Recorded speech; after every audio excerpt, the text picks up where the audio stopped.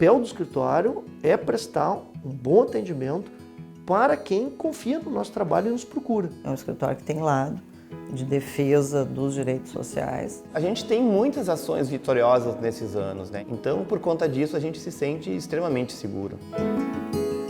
A gente pensou com a nossa formação profissional, acadêmica e humana, participar da vida social e política do país, que a nossa profissão tivesse uma função social relevante.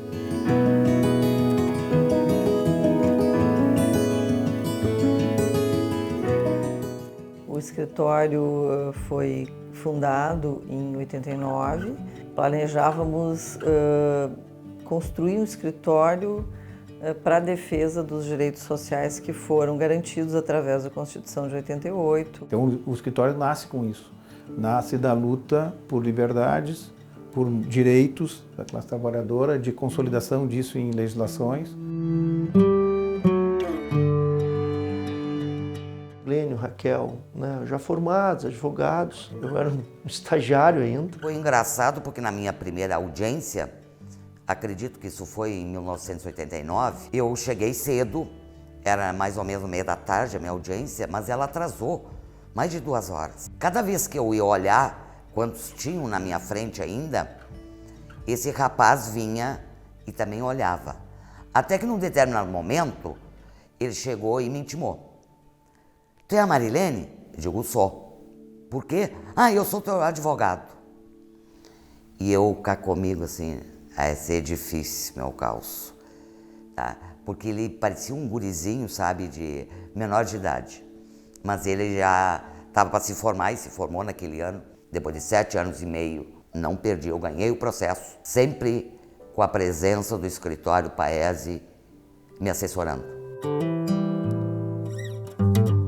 A estrutura física era uma estrutura, era metade de uma sala no edifício Itapiru, ali na Andrade Neves. Nessa estrutura é que nós, digamos assim, nos organizamos para iniciar o escritório. Nós estamos falando de 1989, não tinha computador.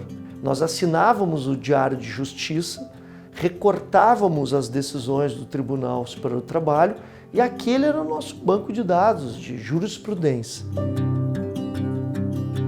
E a Constituição abriu a possibilidade de servidores públicos ter sindicatos. Até 1988 era proibido os sindicatos de servidores públicos. E também pensamos a atuar nesse veio. Daí que vem a relação com muitos servidores públicos, dirigentes de entidades que existiam à época. A história da nossa entidade, do Sindesprev, ela meio que se confunde aqui com a história do escritório. Naquela época a gente não tinha sindicato, a gente tinha associações, a gente se reunia no clube, na realidade, né? A gente conheceu o Glênio ainda no escritório que ele tinha na Borges de Medeiros com o Dr. Domingos.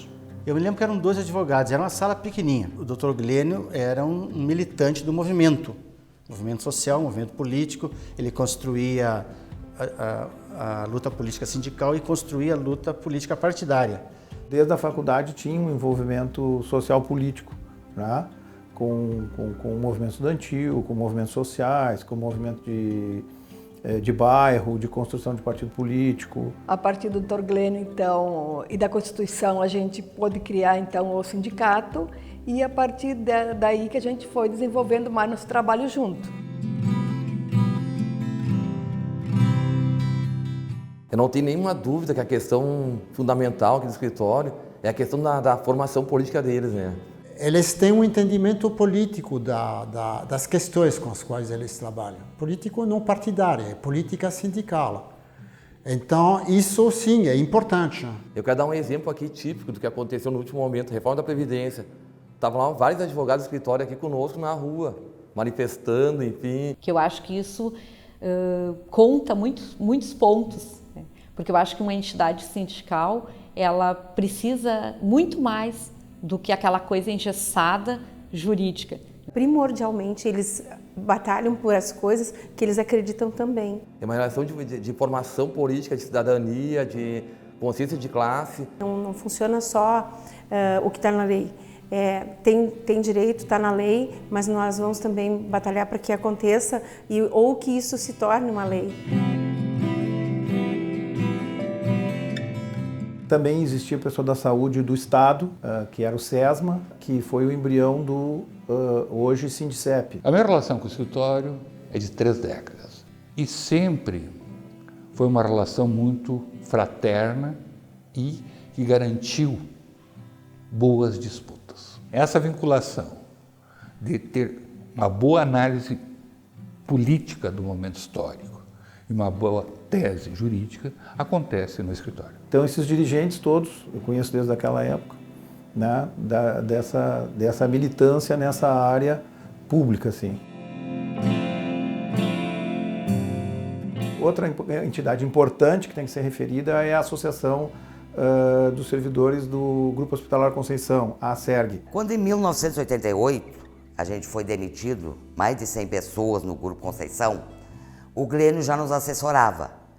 Quando em 1989 ele vai e cria o escritório Paese, junto com a Raquel e o Renato, eles ficam com a maioria desses processos e a grande maioria foi reintegrada. No meu caso, eu fui reintegrada no Grupo Conceição em 1996. Todo o meu relacionamento, toda a minha história começa junto na fundação desse escritório e acompanho eles até hoje. O CIMER tentou barrar as enfermeiras de participarem dos partos e a gente entrou com a causa para tentar permitir, porque a enfermeira pode fazer parto, sim, e o escritório que fez entrou com esse processo na justiça junto com o Sindicato dos Enfermeiros, o Corém e a Benfo, e a gente está ainda em processo, mas nós ganhamos.